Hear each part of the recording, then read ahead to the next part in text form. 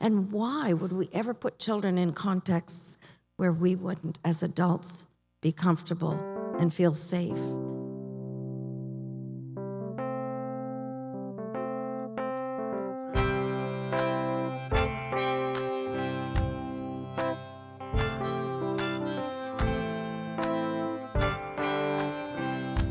Welcome to Talking About Kids. I'm your host, R. Bradley Snyder, researcher, activist, and author of The 5 Simple Truths of Raising Kids. My guest this episode to talk about the importance of a developmental relational approach to preventing and stopping bullying is a distinguished research professor at York University, the recipient of the Canadian Psychological Association's Award for Distinguished Contributions to Public or Community Service, and, I am proud to say, my new friend, Debra Pepler. Our conversation was recorded in front of a live audience at the 2023 World Anti-Bullying Forum in Raleigh, North Carolina. This is the first time that the forum has been hosted in the U.S., and more than 500 researchers, practitioners, policymakers, educators, young people, and more have gathered for 3 days of panels, symposia, keynotes, and workshops, all with the goal of advancing our global understanding of and our work to prevent bullying. The 2023 World Anti-Bullying Forum was hosted by the UNC School of Education and was powered by BRP, a global leader in powersports products who, through its Ride Out Intimidation program, takes a firm stand against intimidation.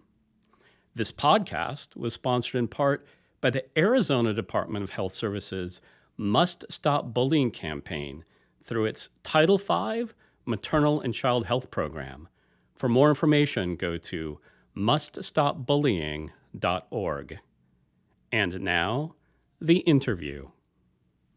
Well, let me start by saying I had 3 young brothers, and they constantly rough and tumbled. But beyond that, I'd spent 6 years as a postdoc observing sibling interaction in homes and learned to step into a child's life and look at relationships and relationship dynamics. From there, I went to become the research director at a children's mental health center that focused on children who were experiencing aggressive behavior problems, worked with them and worked with their parents. It was so interesting, and research is a bit like that, like this, as people in the room will know. We were doing a social skills training program, and the parents and teachers thought it got better, the children got better, but other classmates didn't. And that was a moment, that the failure, in effect, of knowing that other children didn't see a difference in these children's behaviors, whereas the adults did, led me to ask questions about what really happens in the world of children who are highly aggressive. And having done 6 years of observational research, the only way for me to figure that out was to step into children's worlds again. And I realized I couldn't be there in person because the children were school-aged and would be highly aware of us being there.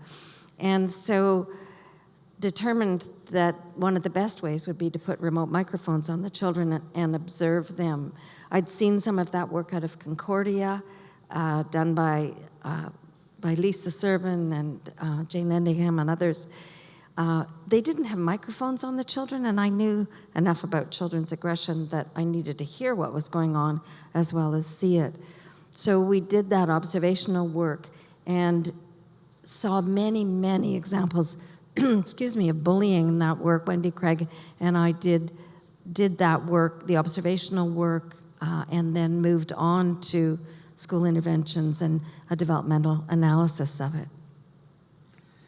And what do you think was your biggest surprise in that initial listening to the children's interactions? The biggest surprise was that peers were there 85% of the time. Up until that time, I think we understood bullying as a relationship dynamic between two individuals. We really didn't understand that there was an entire peer group that was involved either actively or passively in exacerbating the problem. Tina Samavali was looking at that in terms of students' definitions of roles, and we saw it on the school playground. We saw how children spent 75% of their time paying attention to the child who was doing the bullying. The more children there were in the group, the longer the bullying went on. Occasionally, peers had the courage to intervene, but that didn't happen very often. However, it happened, they intervened more frequently than teachers. And you were also starting to notice differences in the interactions based on the age and development of the child. That's right. So young children are much less sophisticated in their bullying. They tend to do physical bullying or straightforward verbal bullying. As they get older, certainly as they move into early adolescence, sexuality emerges. So identifying a sensitivity in a child by making a sexual comment, we saw among the grade 5 and 6 students who were involved in our research. And now you're a proponent of the developmental-relational approach. And one of the great things about the World Anti-Bullying Forum is we have a lot of practitioners here. So can you define developmental-relational approach? I think the easiest way to talk about it is as if you were looking through binoculars, and each lens is equally important. With one lens, you look at the child and you think, well, what are this child's strengths? What are the challenges faced by the child? Where is the child developmentally relative to expectations for that age? So attuning deeply to that child and the circumstances in which that child's growing up. The other lens focuses on relationships, and children grow up in the context of relationships. Relationships are the dynamic force that shapes children's development. And so you need to ask questions about whether the relationships that the child is in are adequate in supporting that child's thriving. So are they able to scaffold for the child? Are they, as we heard from the Crown Princess, inclusive relationships? Give a sense that that child's valued, because as she mentioned, every child needs to be valued. So you look bidirectionally how the child relates to others and how others relate to the child. I mean, you talk a lot about this child-centered approach, but I'm having a hard time picturing what an approach looks like that's not child-centric. So contrast that, if you would, please. Oh, for sure. I think that, let me start with answering your question about what's not child-centered. I think we tend to look at groups of children as groups. So we look at classrooms as classrooms. In teacher education, which I went through, we learned to manage classrooms. I helped establish policies for safe schools in Ontario, the province that I'm from, and we had charts of, if this goes wrong, this is the punishment. If this goes wrong, this is the punishment. So rather than stopping and thinking deeply about the circumstances a child is growing up in and experiencing in the moment, we tend to think of children as members of groups rather than thinking of them as individuals who are trying their very best to adapt in every moment that they're experiencing difficulties. And they're trying to adapt. We may not see it as adaptive. They may be bullying, they may be acting out, but for them, that seems to be the best strategy at the time. My question about that child-centered approach is, over the years in school climate and bullying prevention, we've come to look at this ecological model.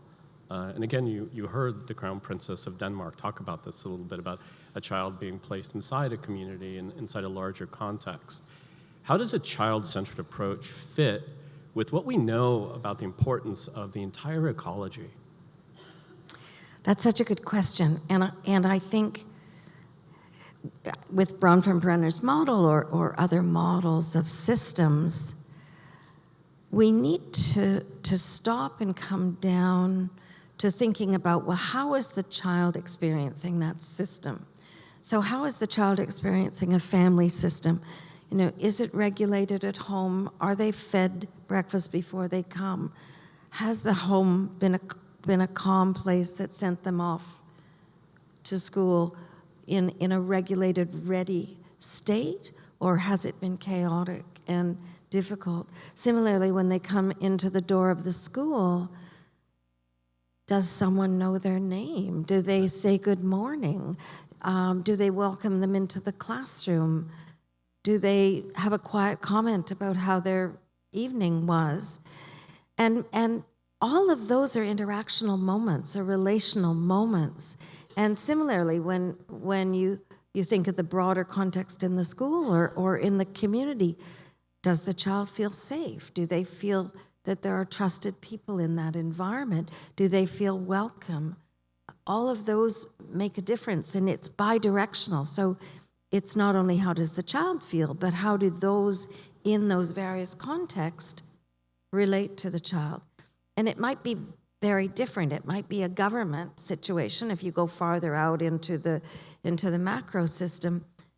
But the way we structure our policies for schools, I think, needs a big shift in order to say these are really child-friendly places.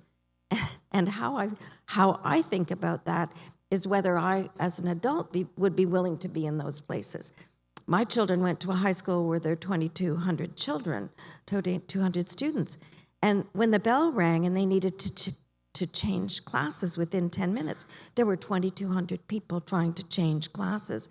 I would not be comfortable in that environment. And why would we ever put children in contexts where we wouldn't, as adults, be comfortable and feel safe and feel cared for? We just heard one of the youth, I think it was Sean V, say that adults can be scary. And so you're advocating for adults having this more one-on-one relationship with their students. Let's talk about how we make adults less scary in those individual interactions. I think, let me stop for a minute and just tell a bit of a story, if that's okay. I had an opportunity in 2007 to spend time with Native Americans in Alaska. And I made a point of sitting with elders and asking them the question about how they raised their children and how it was different from the way we raise our children in Western ways. And I met a Yupik Native, and I asked him that question, and he just hummed, went, and shook his head, and he said, "It's so different." And then he thought for a minute, and he said, "The biggest difference is that we honor children's mistakes." And at that moment, my thinking crystallized. He explained that when a child makes mistakes strapping the dogs onto the sled, that it gives the adult the very best opportunity to teach that child in the moment, and to respect that the child's given you this opportunity to support and teach them and scaffold for them.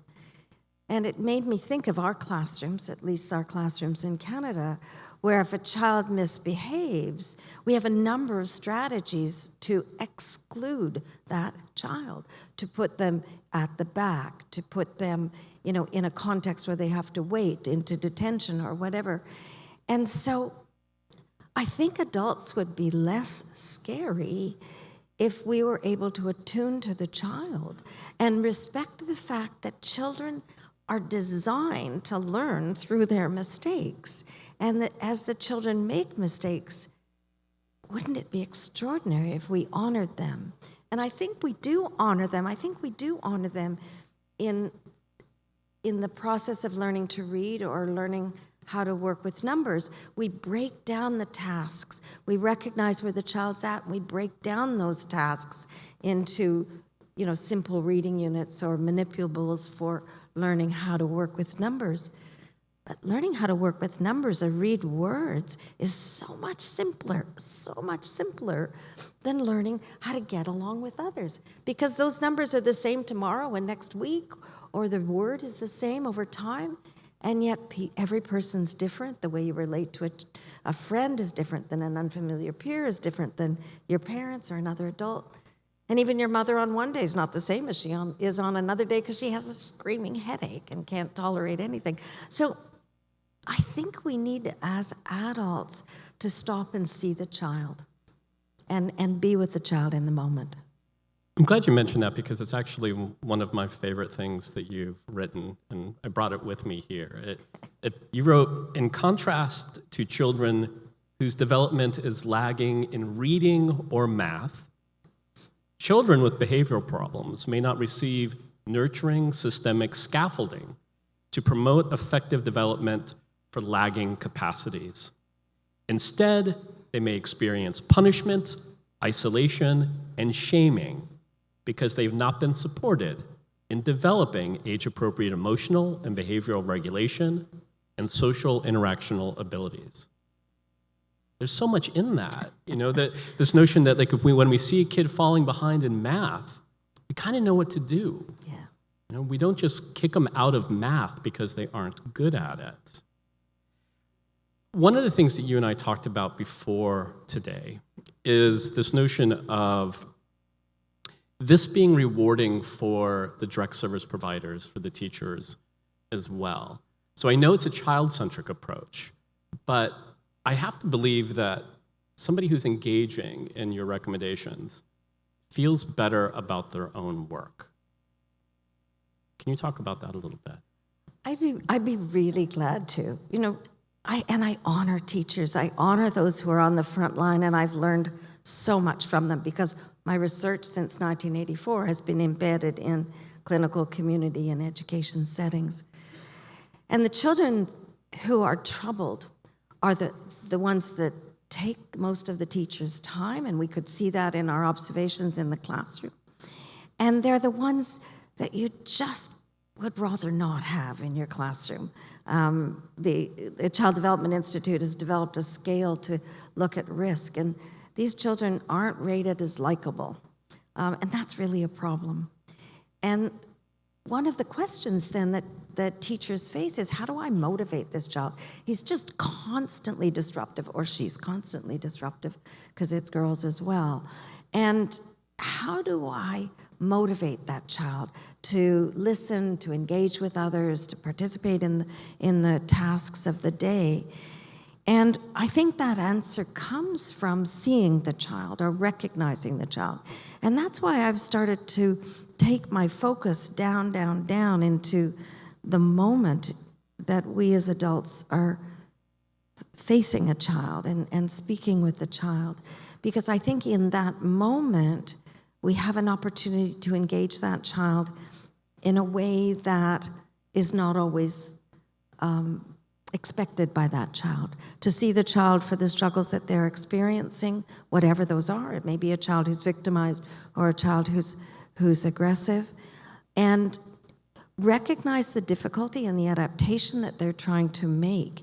And when a child feels seen and feels recognized and feels valued, then they're more motivated. They think the adult cares. It's a message that I, as an adult, care for you.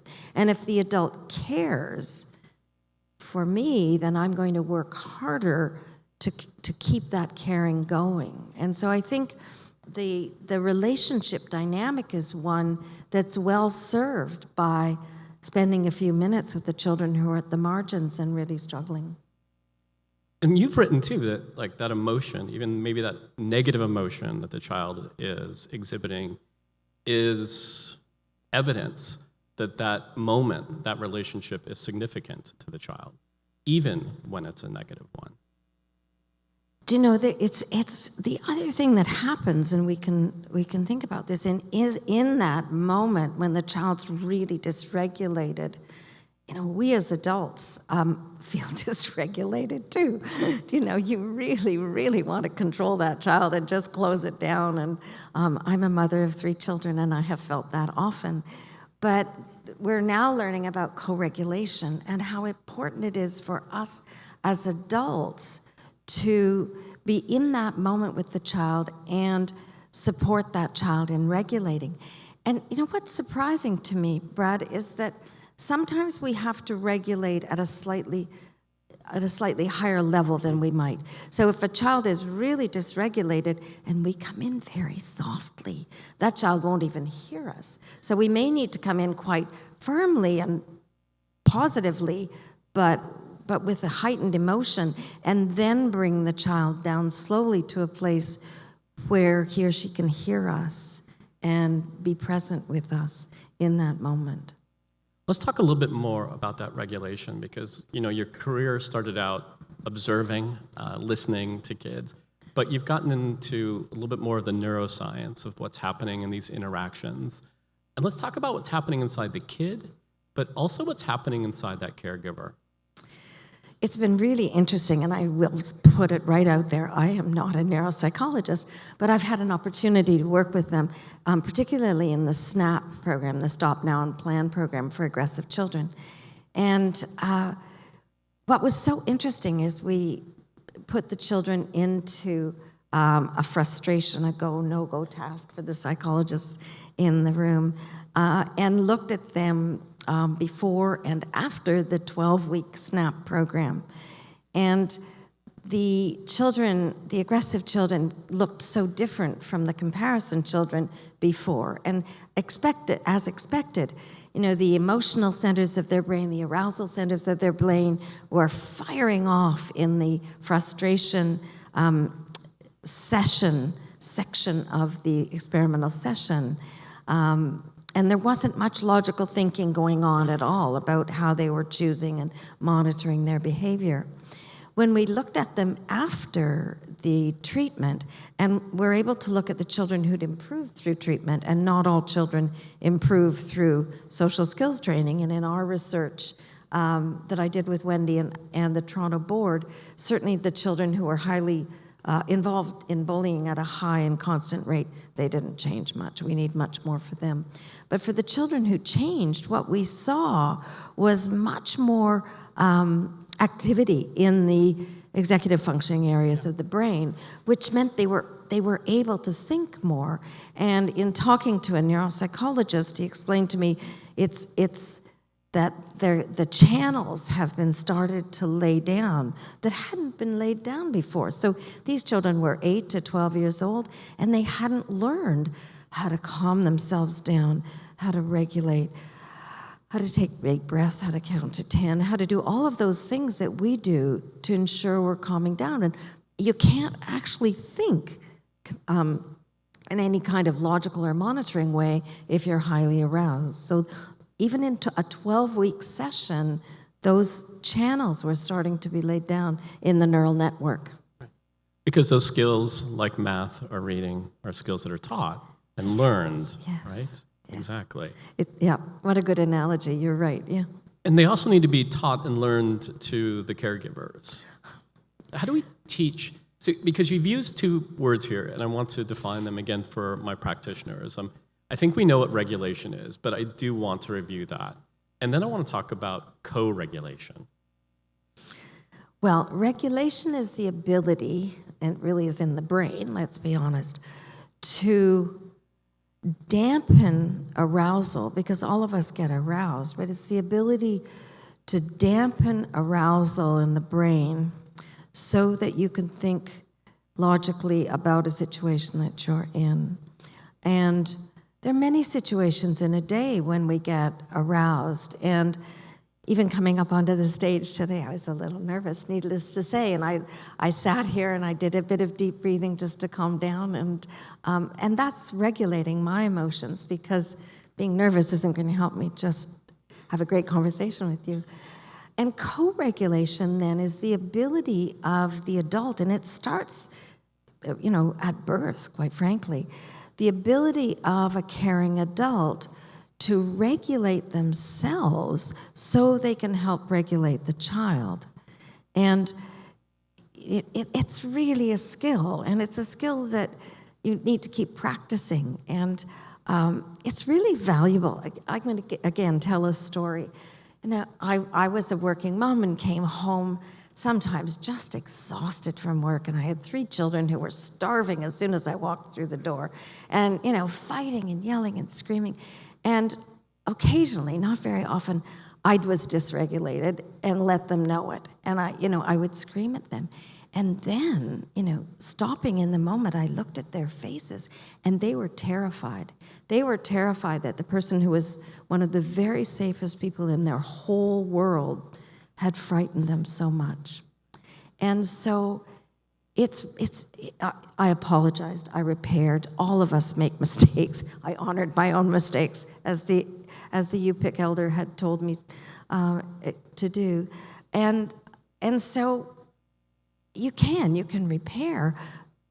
And it's not that we don't get into negative states, but you have to pull yourself out and be present with the child and stop and think about what that child is experiencing or has experienced earlier that day, or what challenges the child's working with, whether they're developmental challenges or relational challenges. There's that phrase in the child trauma world, which is you can't expect the child to outregulate you when you're dealing with them. So let's go back to some of the mechanics of this, because obviously if you are going to keep a child regulated, stop them from being in that aroused state, you have to know that child. You have to know what it looks like when that child is not typical. You had talked about that classroom check-in. Mm-hmm. Let's talk a little bit of what does a school look like that is being effective in its implementation of a child-centered approach? What happens from the moment that kid gets there? Really a good question. Let's give it a go. I think as the child comes into the school, they're welcomed, whether it's by the principal who knows their name, and there's a wonderfully successful intervention done here in the States by principals who make it their point of knowing children's names. And then I think coming into the classroom, having a place that's got your name on it to put your backpack and your coat means you belong, means you're a person. You're a person who's valued, you're a person who gets space. I think coming into a classroom, whether it's a high school classroom or an elementary school classroom that's organized and clean and, it has a sense that they respect you as a learner in that context. I think also giving children breaks that are appropriate. I don't know why we make little 6-year-old children sit in desks all day. I watch my grandchildren, and they're very active and don't want to sit for very long. So I think we really need to recognize children's rhythms and perhaps think about that developmentally for adolescents who need to sleep in more and stay up late just because of their internal clocks. And I think it's the relationship between the adults and the child, but also the peers and the child. And I know many of the people in the room who work on enhancing peer relationships and ensuring that children feel included. And there are wonderful ways of doing that. We know that the context of the classroom, the norms of the classroom, the connectivity, the cohesion of the classroom makes a difference for how children feel, makes a difference for the rates of bullying. So again, it's interesting because I think child-centered means caring and nurturing relationships. Earlier, we heard a youth, Elena, say that her recommendation for young people is to not spend too much time in social media. But we know so much about the importance of relationships, and we know that there are young people who are seeking relationships online, that this is where they're going to hopefully find that supportive group. How do we balance this? I think somebody else used the term deliberate, and I think that's a really good term because especially children and youth who are at the margins can't find others like them who have a similar disability, who have a similar gender or sexual orientation, and they can find those groups online. And there's such a sense of belonging somewhere when you find others who are like you. So I think that the important thing is to help children and youth understand what feels safe and what doesn't feel safe. And one of my colleagues, Yvonne Skipper in the UK, helps children identify what's fake and what's real, and in terms of what they see online. So I think helping children in face-to-face interactions, but also in online interactions, ask themselves continually, does this feel safe? And again, I think you're going back to the scaffolding there, because as you've written about, we have kids that might not know what safe feels like. So where are they going to learn if their model for safety wasn't necessarily there in their primary formative years? Do you know, Brad, it's such a good question, and I go back to the work of Breaking the Cycle, the program for substance-using mothers and their young children that Naomi Andrews is here, has worked with me in. And what I learned there was that the women who come into the program have never felt safe. They have never, and they've never trusted. If you don't feel safe, you don't trust. And they've never trusted because no one in their world has been trustworthy. And so how do you learn to trust, which is such an essential aspect of humanity? And I think the answer to that question is through nurturance. And that's what Breaking the Cycle does. It provides what they call it a nurturing container. It has a humble, relational, trauma-integrated approach that provides a really safe container for the women who come into the program, and then those women can provide safety and trust for their children. So until the parents themselves have that sense of safety and trust, they can't teach it to their children. And the question that comes up for me, and it's a really relevant one in the school context as well, is if these women's rights weren't protected as children, and every child has the right to be safe, and the UN Convention of Rights of the Child is quite clear on that. If we as a society didn't protect these children's rights, whose responsibility is it to ensure that not only they learn how to be safe and trust and be in a healthy relationship, but their children learn that? And I think the answer to that is society. And then that calls into question how our schools are organized. And are we really teaching children and youth the skills and capacities that they need to live a healthy, happy, relational, productive life? Or are we teaching them things that they probably won't use, like advanced calculus, which I never use on a day-to-day basis? So, we all use relational skills virtually all of our day, and yet these aren't the building blocks of education. You mentioned the UN Convention on the Rights of the Child. You're a Canadian. I'm not. I'm from the United States, so I will point out that we're the only nation that has yet to ratify the UN Convention on the Rights of the Child. So if you are from the United States and you care about this issue, maybe lobby. You had also, I want to go back though, because I think that implicit in this, you just mentioned, instead of teaching calculus, let's teach these other skills. And we've talked about the pressures that teachers are under.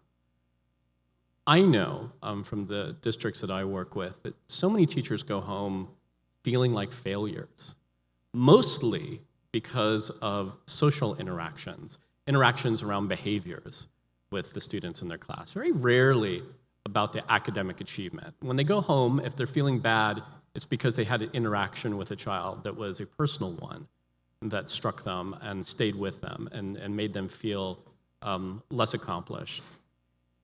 How does this approach help that teacher just with their day-to-day work?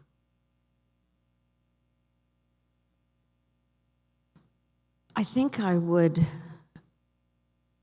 with teachers, I would acknowledge that it's one of the hardest jobs in the world. And you're going to have days when you're less successful.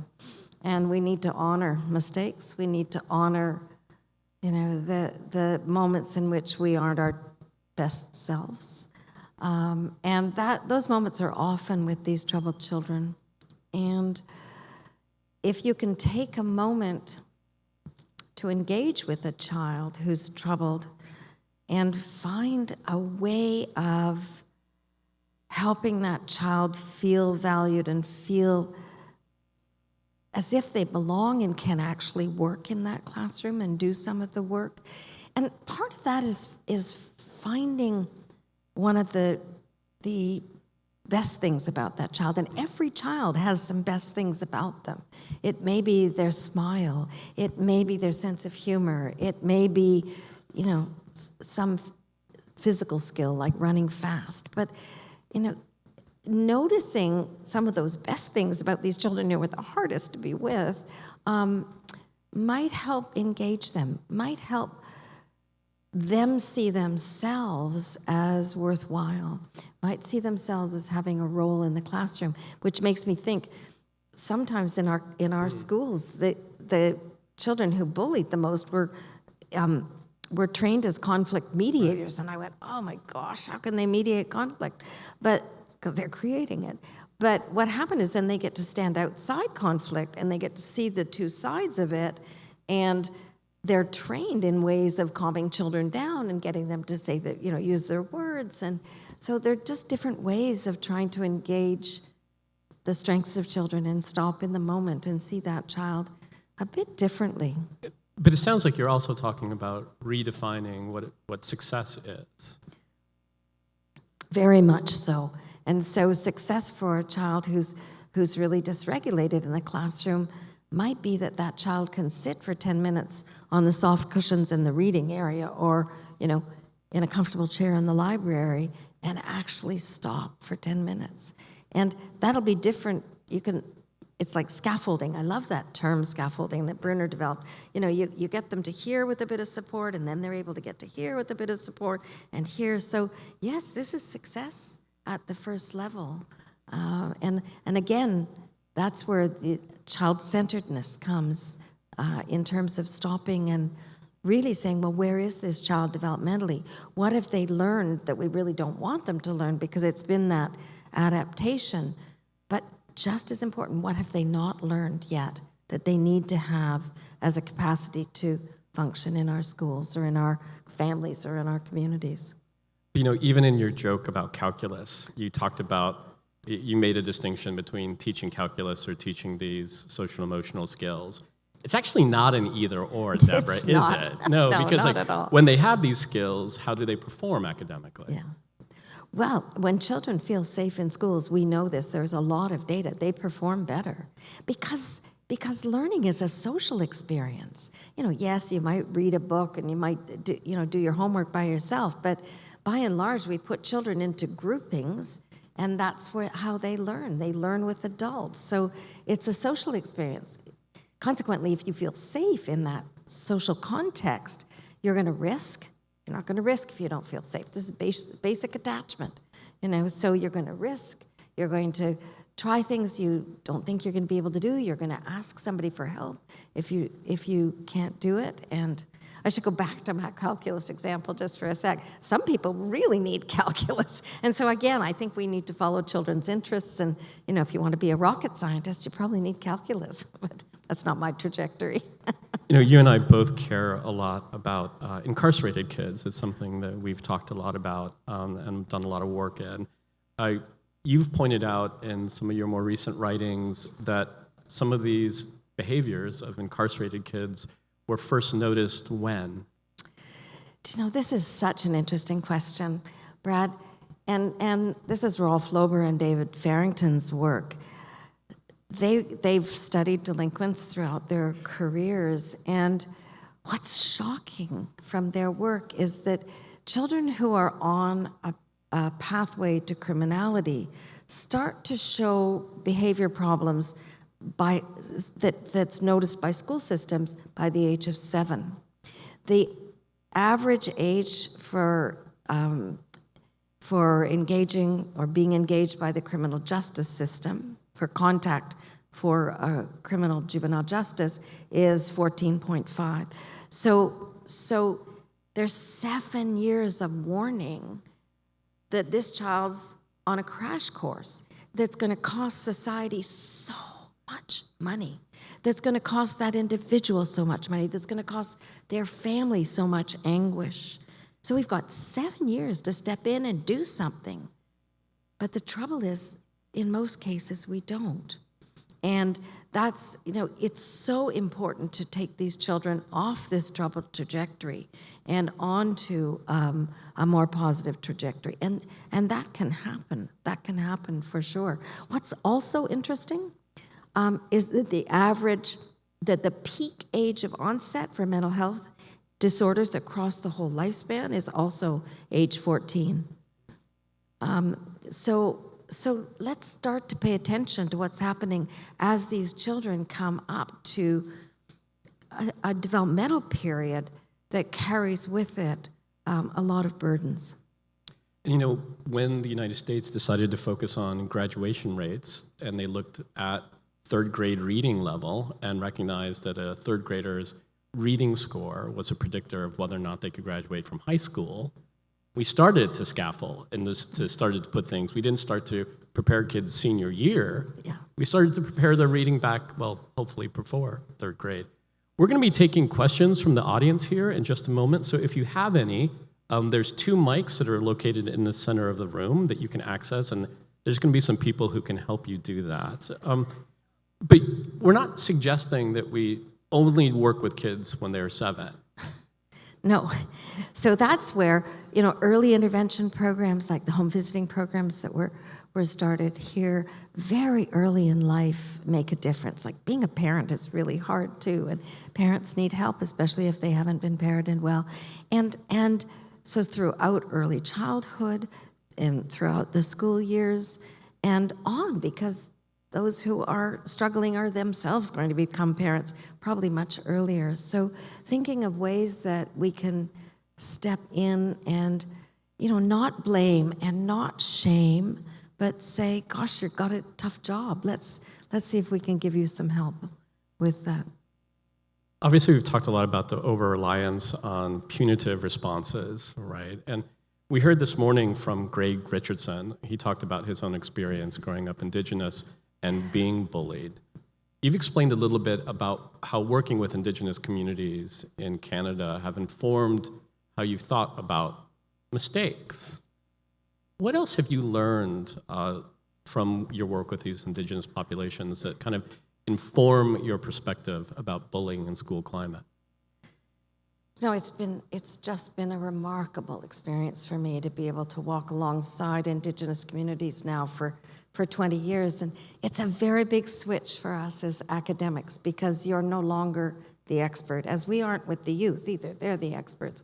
You become the listener and the observer, and things aren't explicit, but you just watch and learn. So what I've learned is what a child-centered community looks like, because Indigenous communities have culturally, traditionally been child-centered. From an evolutionary perspective, that makes lots of sense. If your children don't survive, your community won't thrive. I've also learned about what collective parenting looks like. So in Indigenous communities, if a parent isn't able to be present and nurturing with their child on an ongoing basis, others are identified who can do that.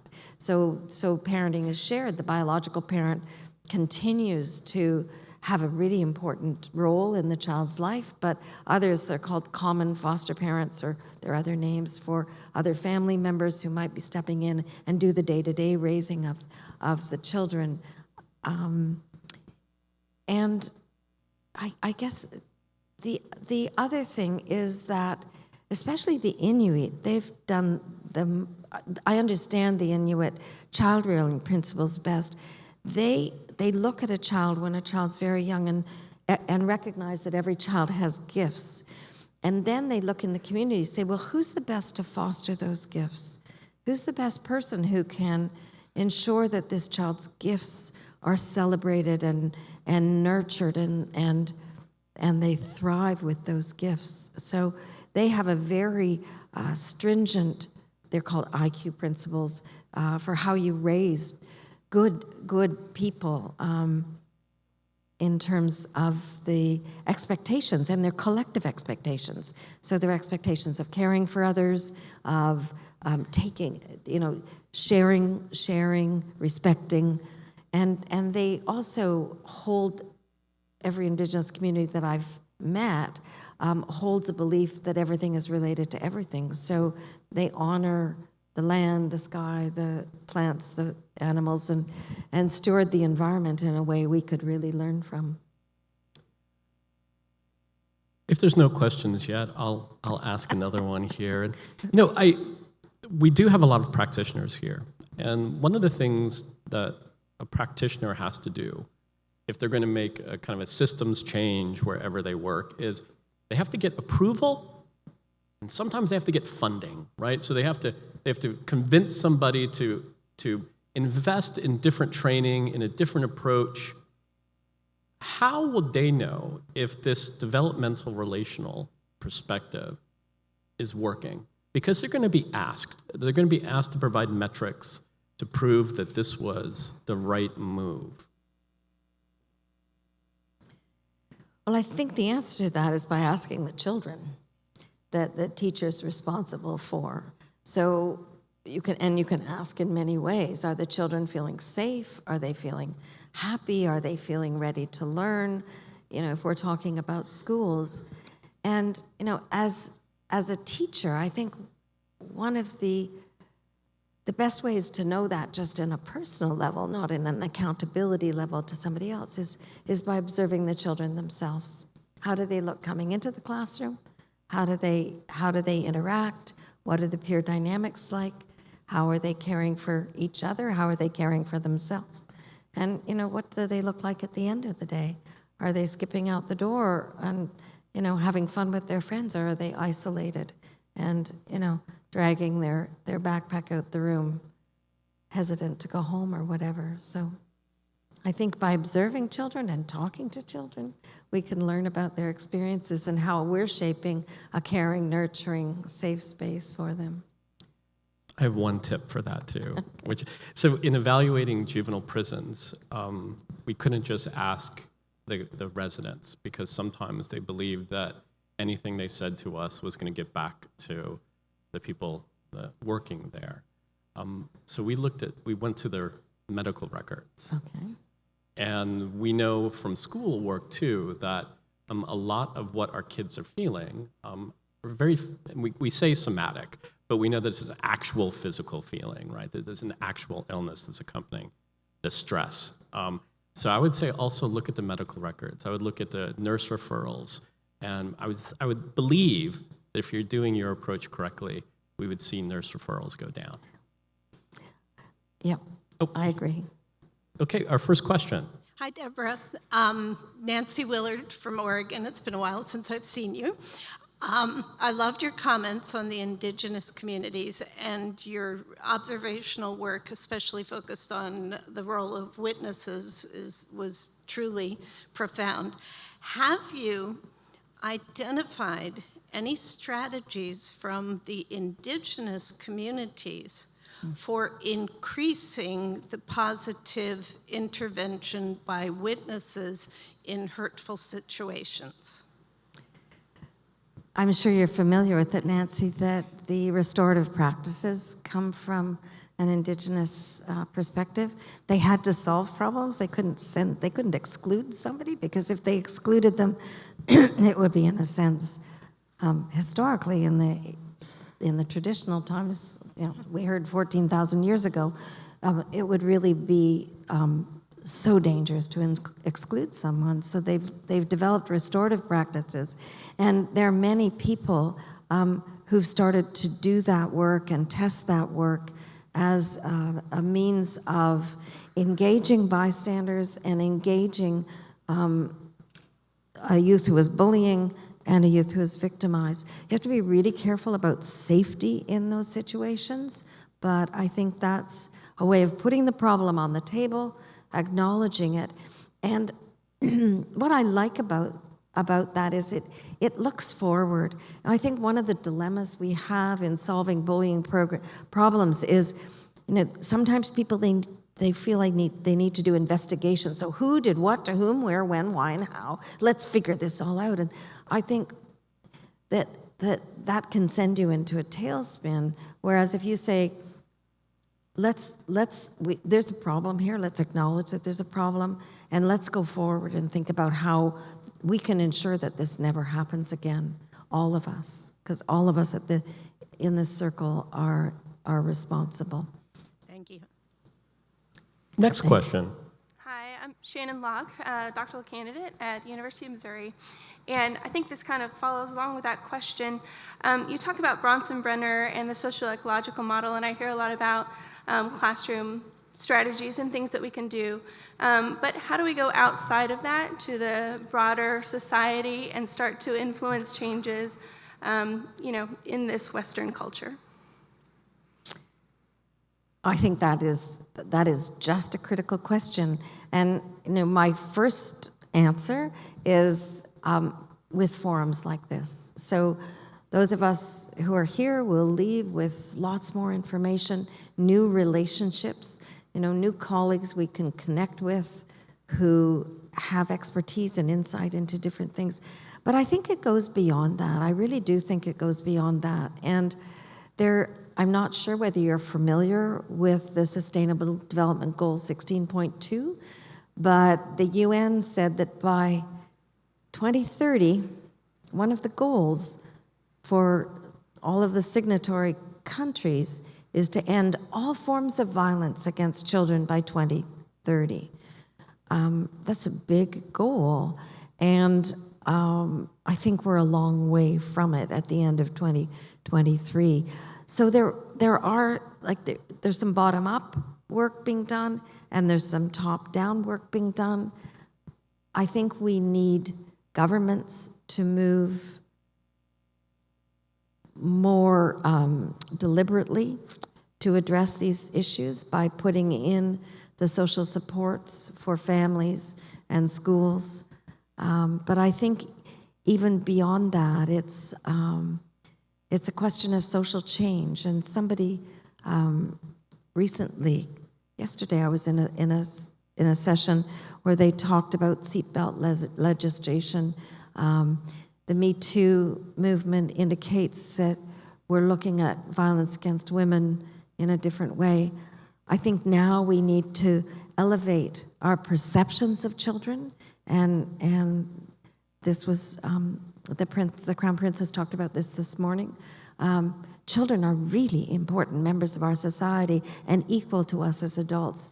And now we need to focus on elevating them and ensuring they're growing up in the very best nurturing conditions that we can provide.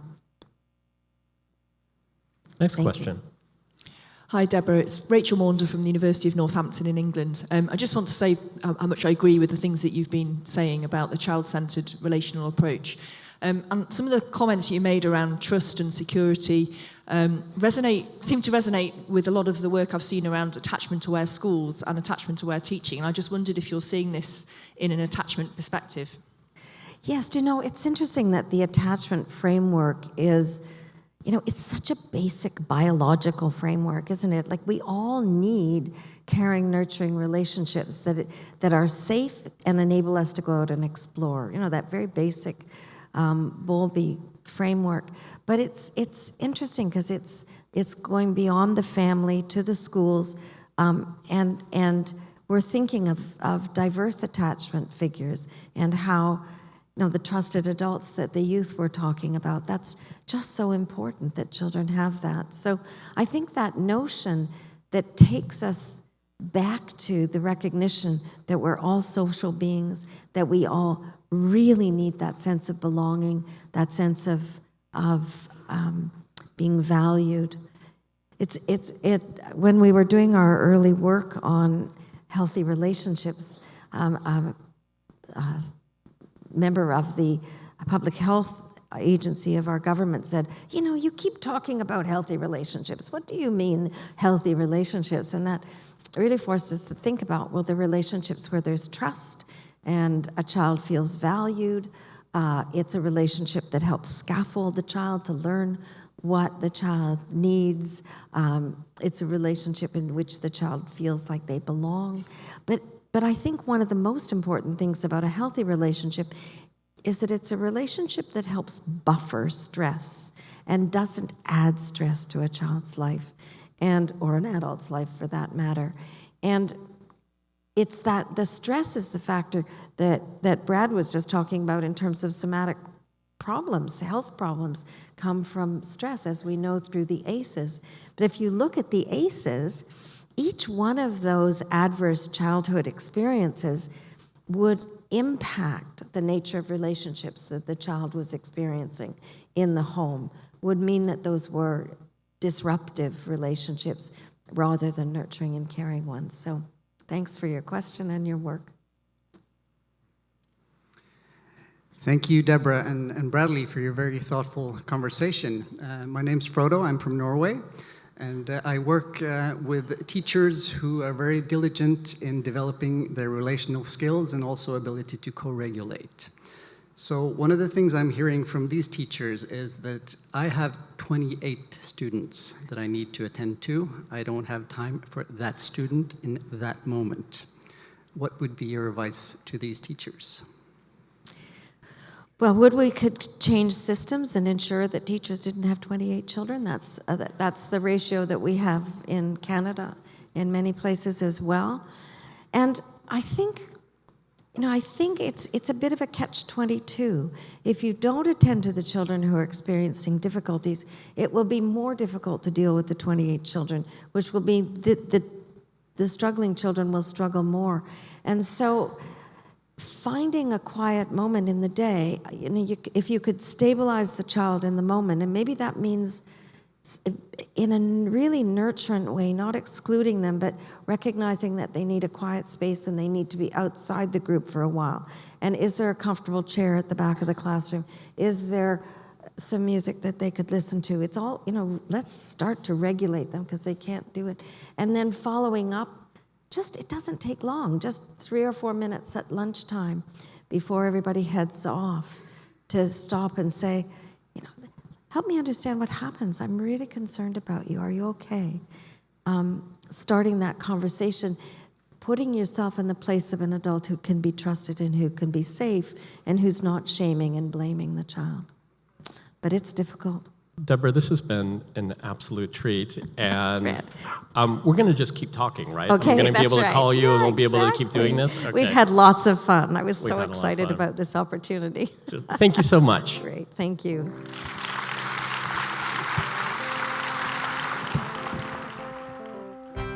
That was Debra Pepler. For more information about Debra, her work, the UNC School of Education, BRP's Ride Out Intimidation program, or the World Anti-Bullying Forum, please visit talkingaboutkids.com. From there, you also can find out about upcoming episodes, suggest a topic, learn more about me and my books, or submit your questions for future guests. Our theme song is by The Senators. For more of their music, go to thesenatorsmusic.com. And remember, kids are young goats and young humans. And the difference is that young goats are easier to manage.